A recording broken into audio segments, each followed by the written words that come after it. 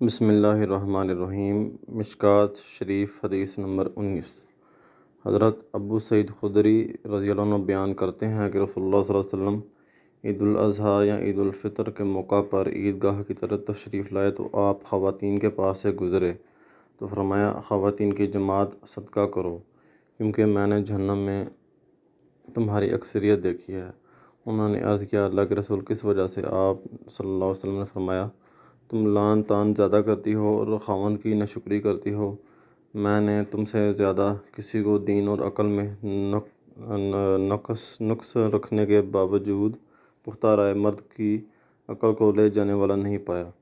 انہوں نے عرض کیا، اللہ کے رسول، ہمارے دین اور ہماری عقل کا کیا نقصان ہے؟ آپ صلی اللہ علیہ وسلم نے فرمایا، کیا عورت کی گواہی مرد کی گواہی سے نصف نہیں؟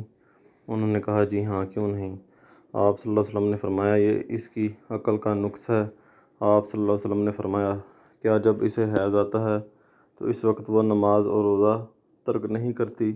انہوں نے عرض کیا، کیوں نہیں، ایسے ہی ہے۔ آپ صلی اللہ علیہ وسلم نے فرمایا، یہ اس کے دین کے نقص میں سے ہے۔ متفق علیہ، رواه بخاری و مسلم۔ جزاکم اللہ خیر۔